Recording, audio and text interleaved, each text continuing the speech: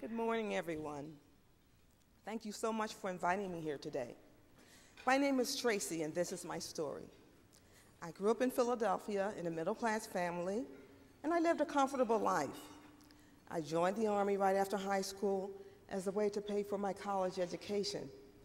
I wound up spending my entire career, 33 years, in the military. I quickly rose to the rank, thank you.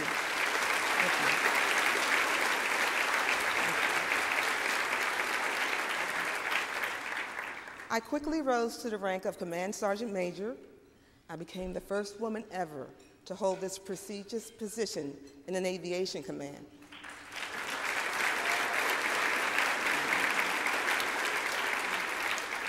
I proudly retired on December 1st of 2011. I met my husband in the Army, who passed away years ago, leaving me with 2 children. My son, age 23, is a student at the Academy of Art University in San Francisco, and I have a beautiful daughter, a sophomore in high school. I was proud to be a part of the armed forces. There are some time-honored traditions that I loved about the military, but there are also some things that needed to be changed, and I wanted to make a real difference in policy, not just on paper, but in action. In 2007, I went to Iraq. Part of my responsibility was training, equipping, and resourcing thousands of troops for combat. I led some wonderful soldiers. They all answered the call, just as I did. Some of them, who were my friends, did not come back. In the last few years of my career, my health began to deteriorate due to service-related injuries. In 2009, while I was stationed in Virginia, I had a total knee replacement and battled chronic back pain. I also began to suffer from PTSD, post-traumatic stress disorder. I knew I was ill, but I was reluctant to get help. There is a stigma in the military against mental illness, especially among senior leaders. So I struggled to keep the chaos on the inside. On the outside, I was Sergeant Major or Mom. But when I went back home, I would hide in my room, lost in my own private hell. Last year, as I approached retirement, I hit rock bottom. During that time, I entrusted a family member to take care of my financial affairs. I knew better, but there was nothing else I could do with my illness. I decided to move with my daughter to California to be closer to my son, who was my only support. I'd planned to find my own housing, but I was too overcome with physical and psychological pain.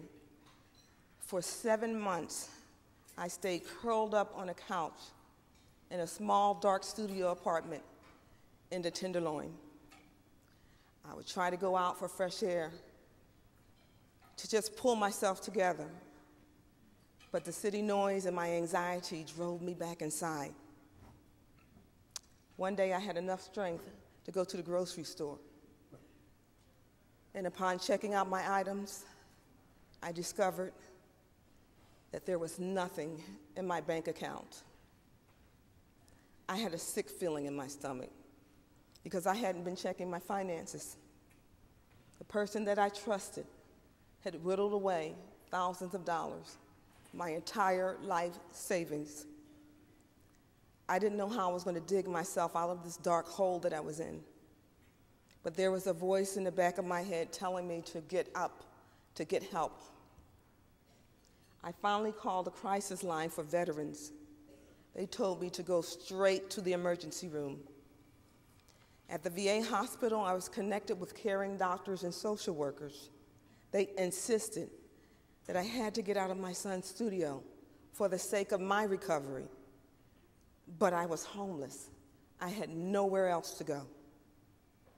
They referred me to InnVision Shelter Network. The first person that I met was Patty, who helps families get into the shelter.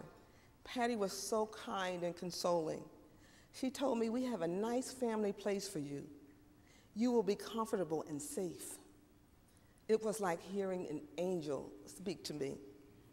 When my daughter and I arrived at InnVision Shelter Network, I couldn't believe it.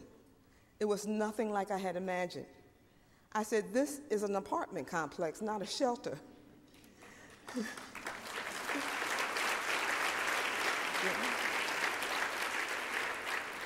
We got a fully furnished apartment all to ourselves. Everyone treated me with dignity and respect.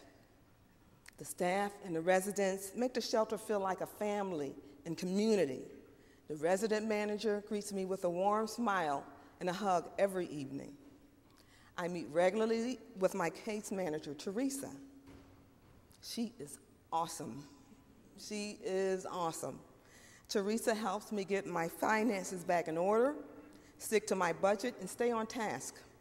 She is also helping me to improve my resume as I am ready to rejoin the workforce. So,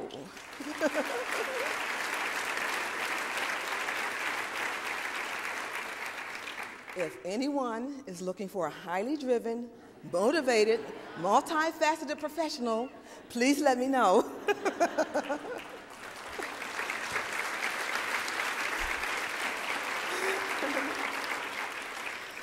We've been at the shelter now for about 60 days, and I'm hoping to move out before the holidays. Before I came to InnVision Shelter Network, I didn't know organizations like this existed. I could have ended up like one of my fellow veterans, homeless and on the street. But instead, I hear children laughing in the playground. At the shelter, I read in the garden, surrounded by flowers and apple trees. I can even walk to the VA hospital for my appointments in Menlo Park. My struggle with illness and homelessness was hard, but it reinvigorated my passion for service. I cannot wait to give back and volunteer my time to donate my things. In the near future, I hope to be right where you're sitting, giving to InnVision Shelter Network. This experience, this organization, and all of you here today remind me of why this is the America that I love, why I was willing to pay the ultimate price to serve my country. This community, this country is held together by our compassion for those most in need. The spirit of giving is what makes this the best nation in the world. Thank you so much for your time and your support, and may God bless America.